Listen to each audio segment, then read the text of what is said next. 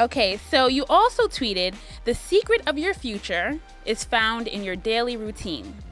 Discipline and faithfulness produce results. So can you walk us through your daily routine and how you were able to get to a place of discipline? Yeah, absolutely. For me, I wake up, man of faith. So first thing I do is I talk to God, you know what I mean? Hear from him, read, and then I may read, a little bit of a book that I'm interested in, that just so I can grow and continue growing as a person, and just read other people's perspectives on life, and then from there it's the gym. You gotta take care of your body, because if you don't, man, this lifestyle, boy, every 5 seconds, it's like you just running. So you got to eat what you can when you can. You don't really get a chance to exercise, and so exercise and then and then you just kind of look at your priorities and what you have to do for the day. And so for me, I'm an artist and a musician, so I have to make sure I write and take time to sit down and write music, because if I don't create a habit of that, then I'm a rush and try to get something knocked out. It's gonna be whack. I gotcha. Yeah. It's funny that you touched upon reading, because I know that you love to read, even without you saying that. So on your website, I know that you have like links to books at the bottom. I'm like, look at this guy. Yeah. So how did that love for reading develop? Where'd that come from? And what's the last book that you've read? Yeah, you can cure ignorance by opening up a book. It's amazing. Yeah.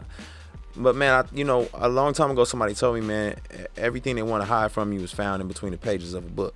And my mother was very instrumental. She was big on education. She wasn't afforded a lot of the opportunities, growing up in the civil rights era and whatnot, to get the education that she would have ultimately wanted to have. So that was a very important thing for her, and she instilled it in me and had me reading books from an early age. And so I always had a mindset of like wanting to learn from other people and wanting to grow, and I just carried that on into life. And so I remember being a little kid and just reading these books, and I'm like, the souls of men and the souls of black folk, and I'm just like, what am I reading? What's going on? Why am I have to read this book? But moving into my teenage years, I started to appreciate some of that stuff, and it kind of helped me, in the battle to grow as a man and as a person.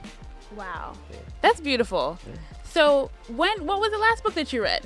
The last book I read, now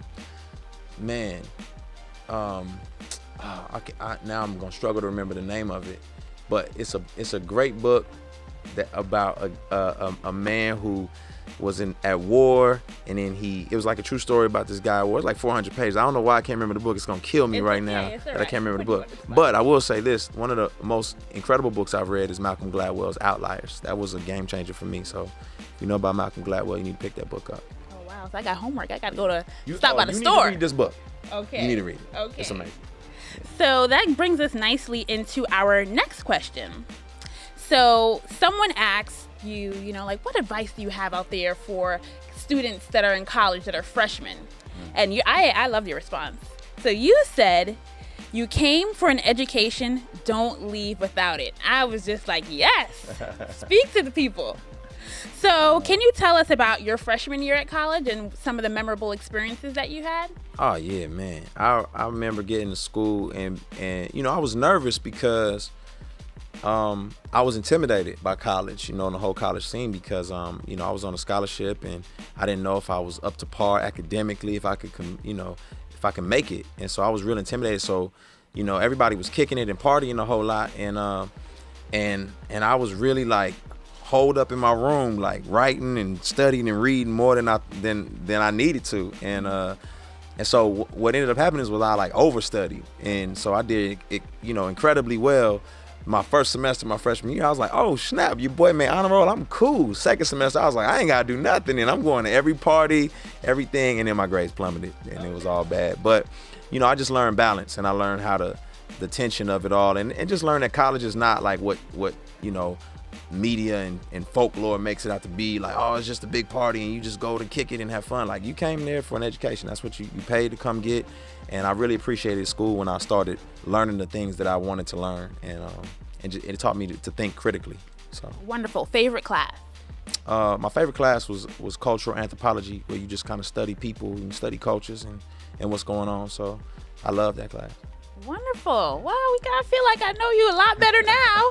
Wow. So thank you for sharing that story. Absolutely. As I opened the interview saying we're all looking forward to your mixtape, and I know that you regard yourself as a progressive artist.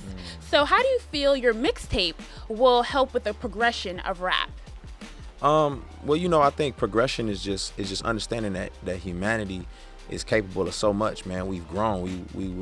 We were riding on horses and chariots, and now, you know, we're flying in planes. And so, you know, just understanding that that's what's inside of us and that's who we are. So there's no need to regress. There's no need to just, you know, stay ignorant, stay ill-informed, and continue to perpetuate cycles of ignorance in culture. Like, let's progress as people, and let's continue to expand who God has created us to be, and be that to the fullest. And so, you know, on my music, sometimes I visit the past and look at the things that we've seen in the past that have been great, and old music that's inspired us, and then I look at the future and think about, you know, what I want to see happen 150 years from now, and how I can play a role in that.